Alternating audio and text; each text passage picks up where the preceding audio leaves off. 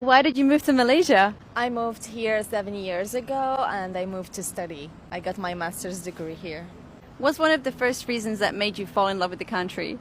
Definitely the people and the food. That's something like that everybody knows here. Like people are very nice and very friendly. I managed to make a lot of friends internationally and also with the locals. What's your favorite dish in Malaysia? It's too cliche if I say nasi lemak.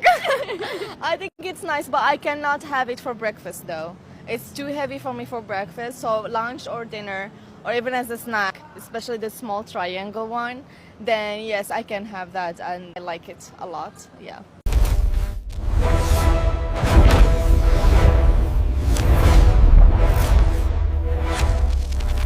Di sebuah tanah yang dihiasi warna-warni budaya, bunyi azan bersahutan dengan dentingan loceng dan alunan doa yang berbeza bahasa, namun berkongsi langit yang sama di warung kecil tepi jalan.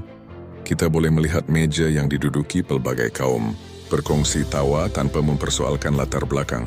Inilah Malaysia, sebuah negara yang tidak sempurna, tetapi luar biasa dalam caranya menyatukan perbezaan.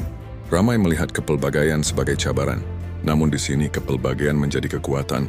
Dari utara hingga ke selatan, dari Sabah hingga ke Sarawak, rakyat Malaysia membesar dalam suasana yang mengajar erti toleransi sejak kecil.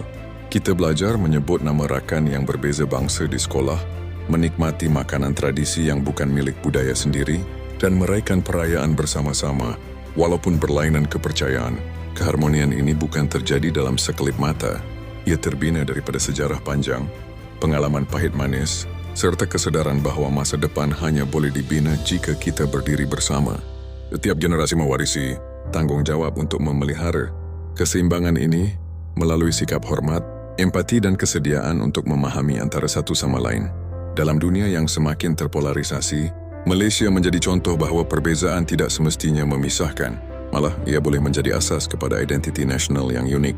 Kita mungkin bertutur dalam bahasa yang berbeza, mengamalkan adat yang berlainan, dan mempunyai pandangan hidup yang tidak sama.